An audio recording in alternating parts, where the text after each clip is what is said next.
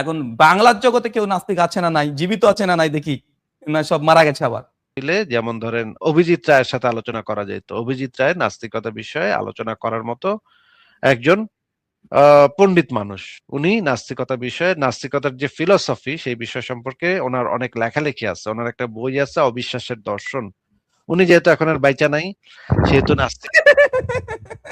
মানে এসব এমন একজনকে পেয়েছে বাংলাদেশের বুকে, এমন একজনকে নাস্তিক পেয়েছে যে তাসমিয়া নিসরিনের যোগ্যতা যোগ্য না, আসাদ নূরের যোগ্যতা নেই, একজন আছে যে এখন কবরে।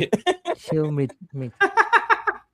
তাও ভাই, তাও কবরে তো যে আছে আছে আছে, মানে দুনিয়াতে থাকাকালীন যেগুলো লিখে গেছে, মানে নাস্তিকদেরকে এসে যে যদি একটু ফিলোসফি পড়ানো যাইতো আর কি, তাহলে ওই নাস্তিকরা এসে যে এইসব অভিজিৎ রায়টা এগুলার এসে যে জুতা পিটা করতো, জাস্ট মানে জুতা পিটা করতো যে এত ভণ্ডামি বাটপারি কথা শিখাই গেছে নাস্তিকদেরকে, এবং এগুলা পরে নাকি আবার মানুষরা নাকি মুক্ত চিন্তা হয়, সব প্রত্যেকটা লাইনে লাইনে ফেলাসি, যেটা নাই কোরআন হাদিসে সেটা দাবি করে বসে। শান্ত ভাই, ওটা তো একাডেমিক ডিসকাশন, তো আমরা তার বই নিয়ে তার আর্গুমেন্ট নিয়ে তো আমরা পর্যালোচনা করতে পারি, কিন্তু মূল কথা মানে এখনো বাংলা জগতে নাস্তিকদের অ্যাথিজমকে ডিফেন্স করার মতো কেউ নেই আসিবের নিকটে। একজন আছে যে কবরে, চিন্তা করে যে মানে মারা গেছে, মরে পড়ে আছে, মানে আর আর কোনো, আরে ভাই যার এক্সিস্টেন্স নাই এখন। কিন্তু এই আসিফ কি এখন কি হিন্দুদের মতো পুনর্জন্মের চক্রে বিশ্বাসী নাকি রে ভাই, যে একটু ধূপ ধোঁয়া দিয়ে রুহ আত্মা দিয়ে আবার জীবিত করে আবার নিষেধ আমাদের সঙ্গে বিতর্ক করাবে?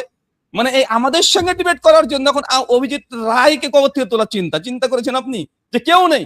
এমন ব্রাদার রাহুলকে ডিফেন্স করার মতো একজনই আছে, সেটা অভিজিৎ রায়, যে আজকে জীবিত নেই, কবরে আছে। যদি থাকতো ব্রাদার রাহুলকে লাজবাব করে দিত। মানে ভাবতে এরকম মানে খুব মিস করছে, মানে একজন ব্রাদার রাহুলকে ডিফেন্স করার জন্য, শান্তকে ডিফেন্স করার জন্য, ডাজ গড এক্সিস্ট এই টপিকের উপরে ডিবেটের জন্য অভিজিৎ রায়কে কবর থেকে তোলার জন্য পরিকল্পনা করছে। মানে পারলে এখন এই অ্যালবার্ট আইনস্টাইন থেকে শুরু করে নিউটন যে আছে সবাইকে ডেকে নিয়েছে, তাড়াতাড়ি ওকে জীবিত কর, তোর বিজ্ঞান সায়েন্সের অমক করি তাতে নিয়ে জীবিত কর। অভিজিৎ কি ওদের সালাফ, মানে সালাফ মানে সালাফ হিসেবে ইয়ে করে? এটা দারুণ লেগেছে, আমার দারুণ লেগেছে। প্রথম যে নামটা বলেছে সে লোকটা মরা। এরপরে আরো জনে মাতব্বর থাকলে আজ সে একদম ফাটাই দিত। আরো জনে মাতব্বর